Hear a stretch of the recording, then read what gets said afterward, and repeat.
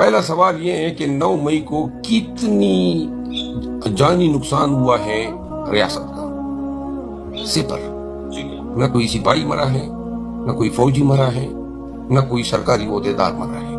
البتہ پاکستان تحریک انصاف کے 25 ورکر شہید ہوئے، 100 ورکروں کو گولیاں لگی ہیں اور 4 ورکر تاحیات جو ہیں اپاہج ہوئے ہیں۔ تو سب سے پہلی تو سب سے بڑا لاس یہ ہے، یہ بلڈنگیں، یہ پتھری، یہ کنکریٹ، یہ دروازے، یہ کوئی معنی ہی نہیں رکھتی ہیں۔ اور دوسری بات، ملٹری انسٹالیشن پہ اٹیک،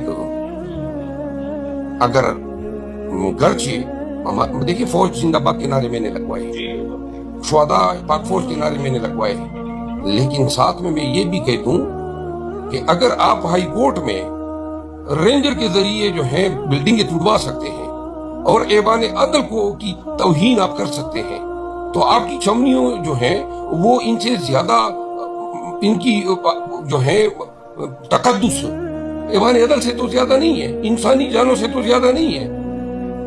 آپ نے لاشیں گرائیں پورے پاکستان میں۔ اب 48 گھنٹوں کے اندر، 9 مئی کے 48 گھنٹوں کے اندر 10,000 ورکر کس طرح گرفتار ہو گئے؟ اس کا مطلب ہے کہ ورک پلان تیار تھا۔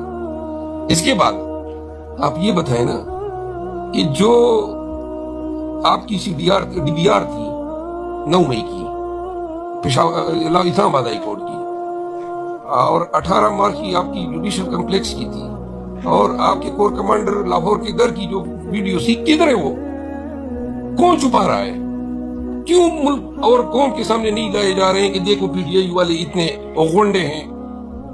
آخر کیوں ایویڈنس؟ قانون یہ کہتا ہے کہ اگر آپ میٹیریل ایویڈنس کو کنسیل کرتے ہیں تو آپ کے اگینسٹ ایڈورس انفلوئنس رہا ہوگا۔